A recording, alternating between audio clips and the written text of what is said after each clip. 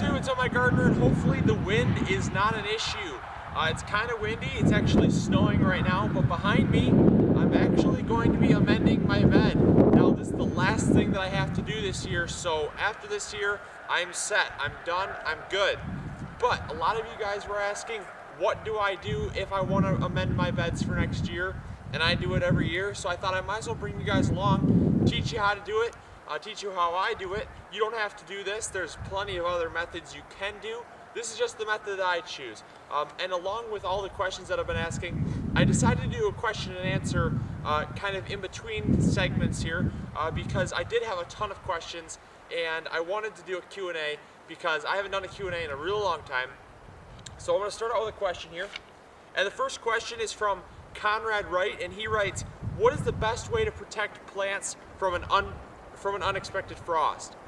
Now the best way to protect plants from unexpected frost is actually to use some blankets. If you have no blankets laying around, you can use straw. Straw works great. Or you can actually crumple up newspaper, and then you can actually put newspaper around the plant, weight it down, because you just don't want the roots to freeze. The leaves are tender, the leaves might be a little bit hurt. You can also take a garbage bag, put a garbage bag over the plant, because the leaves, if they're really tender, they're going to die. Some plants can tolerate a little frost, but if the roots get frozen, they're never going to survive. But the one thing you can do to protect the leaves, if it's a smaller plant, take an industrial sized garbage bag, stick it right over the top, and you're all good. Or you can take just some blankets, put some blankets, drape them over the plant, and you'll be all good. And that is one way that you can help protect your plants if there's an unexpected frost and you still want to harvest some stuff for it. And I will get to another question, but first I'm going to actually start amending this garden.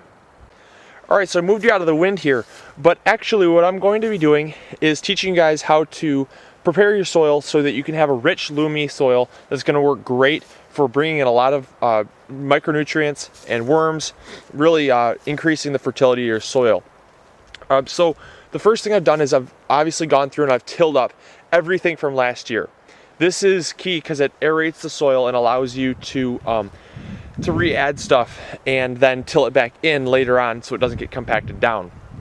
One method that I was going to say that you can do is you can actually go to pretty much any sporting goods store and they have hunting supplies like a Gander Mountain or a Dunham's or something, and you can buy stuff called deer feed, and the deer feed is actually like clover, and a lot of hunters will use it when they plant a clover patch. And what clover does is it actually affixes nitrogen into the soil, and then like you just disperse it over all of the soil. Then when it grows in the springtime, you just till it under. It's actually called a green fertilizer, and that is actually really, really key for a lot of the bigger farmers. They do that all the time. But for a smaller garden like this, I'm not going to choose to do that just because I like to keep weeds down as much as possible. So I'm actually just going to show you how I do things, and it's a pretty simple process. It deals with adding sand for good drainage, and then you also want to add leaves to incorporate a lot of rich organic material. And then I'm also going to find some seaweed down on the beach, and I'm going to put some seaweed down, and the seaweed's going to break down. It's going to add a lot of green, and it's going to add a lot of micronutrients to the soil as well. And a lot of people can't get access to seaweed, so this is just what I do. So like I said, you don't have to add the seaweed. But the last material that I will be adding is in the springtime, and that comes last, and that's actually the horse manure. But if you had some horse manure on hand, apply it right now, and you're not going to be that bad off. So I'm actually going to start applying the leaves first, and I'll explain why in a second.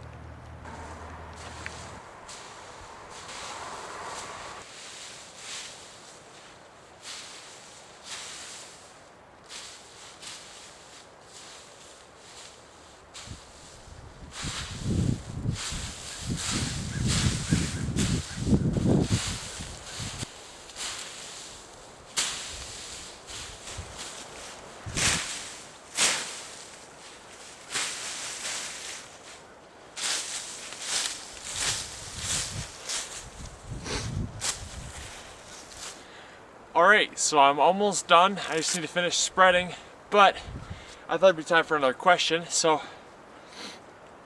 I'm gonna grab my little question card out here.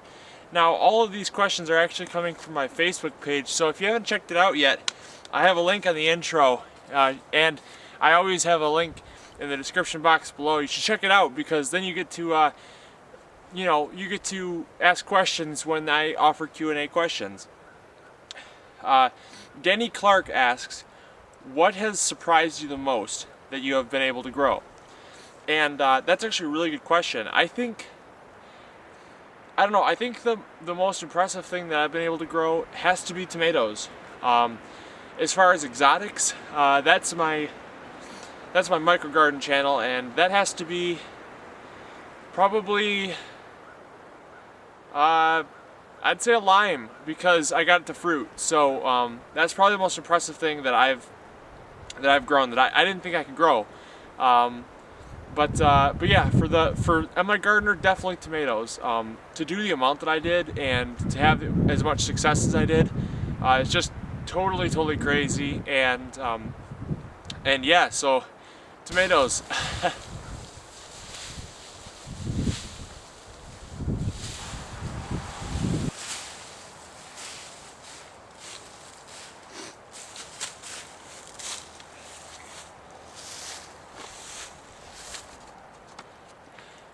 Sean's Allotment asks, do you have any tips on growing beetroot? Honestly, no, I don't. But I do know that there is just a whole host of people out there that have probably grown beetroot. I mean, I have almost 4,000 subscribers, so please, if you have an answer for Sean, please put your answer in the comment box below. I'd like to know it too. Maybe I'll grow beetroot someday as well. Calum Jacques asks, what is the best way to cross bean plants? Any ideas for a good cross? I do know you can cross bean plants because, it's always been done, and it's actually probably one of the first things that botanists studied when they noticed that there were different beans with different colors and stuff, so it can be done. One way you know that you can cross a bean plant is if obviously it's not a hybrid. If they're both heirloom varieties, you can cross them. For instance, if you were to cross, I would think a cool one would be probably like a Cherokee or like a yellow wax, and maybe try a harvester bean, because I really like the yields on the harvester bean, but I really like the yellow for the wax bean. So I think that might be a cool one to try. I don't know. Just try it. So, and then Ray asks, how do you grow cashews? Well, the answer to that is actually over my other channel. I just did a how-to video on how to grow them. So, if you guys haven't checked that out already, go check out my other channel. There's a lot of sweet, cool stuff going on with exotics and indoor tropicals and stuff, and I think you guys are going to love it. So, Ray, your answer is actually over on that channel, and it's that video that I just put up, so I think you're going to enjoy it. Alright, now I'm going to get back to actually putting some sand on here. Now, the reason why you put sand on top of the leaves is because when the worms come up to feed on the organic matter, worms don't like sand. You'll never find worms in sand. It's because it's abrasive and it actually will hurt them. So you don't want to put sand down, then leaves. A lot of people would think that when the worms come up to eat the organic material, that it would mix the sand. Well, that's a good thought, but with the fact that it's snowing, dang it, man. I can't have snow right now. Anyways, back to what I was saying. With the fact that you would have organic material then sand, you're gonna just till it in the next season or next spring, and it will be totally loose and fluffy, and the sand will actually add really good drainage. The only reason why you're putting the leaves down is, number one, it's going to insulate the soil, so it's not going to compact down with snow and melting snow and the rain and all that stuff. It's not going to get all really hard packed and make it hard to till. It's also going to keep it nice and fluffy so that in the springtime, different microbes and stuff can come up through the soil and get to the organic material on top that hasn't been broken down yet. Now, also another thing that you're going to want to put leaves on for is it's going to it's going to warm up the soil, and you're going to get a lot earlier planting time because when it's really cold out and the soil freezes down extremely hard, a lot of times if you're planting in raised beds, you're totally fine. But if you're planting in the ground like I am, it's really, really hard to actually till it as far down as you can, because you'll hit a layer of permafrost that just, you gotta wait till it unthaws, and then it's all muddy, and then you end up planting in like April, and April's pretty good, but I'd like to plant, since I'm zone 5 here, I'd like to plant, as early as possible, and maybe get some spinach in or something. But yeah, so that's why you put down leaves. I'm gonna get some sand, and then I'm also going to get some seaweed as well. So why don't you guys come with me? I'll show you guys the beach. All right, guys, so I can't really go down to the beach and grab some sand and seaweed because our rhino is not working right now. On a normal circumstance, you would take some sand, apply it, and then once we get the rhino fixed, I think it's just a spark plug that we need to get fixed because it won't turn over. But regardless, either way, you just would normally take sand, apply a pretty decent coating of sand over this, and then you would also then sandwich on top of that some seaweed, which would also have a little bit of sand in it and stuff. But the seaweed is going to feed the bacteria once you turn in the leaves, because the leaves have a lot of carbon, and you do need some nitrogen as well. And so also in the springtime, I'm gonna apply some horse manure, and the horse manure is going to act as a nitrogen source as well, because with all this carbon, you definitely need the carbon to nitrogen ratio. But I did think it would be cool to show you the beach, just because I was going to show you guys anyways, and now I can't. But I'll still show you the beach because I haven't ever shown you guys actually, so I'll do that now. All right, so this is actually the hill to our beach here, and it's really fun to sled down in the wintertime. It's pretty steep, as you can see, but yeah, so as you can see, the water level is way down. It's actually at record lows. We have had no rain, no snow, no freezes, nothing. It's just been such a bad year for water, and you can go swimming out there. It's really nice, but you just you have to walk out a ways. It's about maybe 400 feet, I'd say. It's not bad. So yeah, it's pretty decent. There's a lot of cool sandbars and stuff out there, but yep.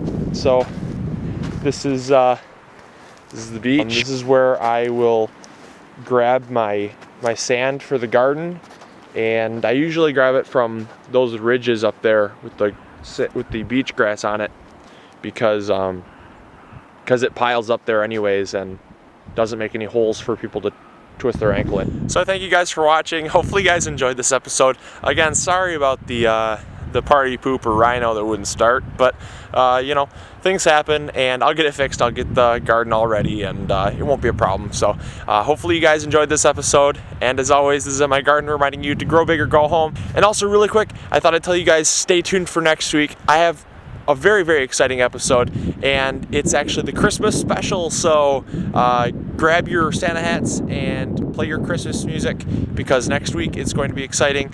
I'm really, really, really, really looking forward to it. So the Christmas special next week, stay tuned, you're gonna love it, and I will catch you guys later. See ya. Bye.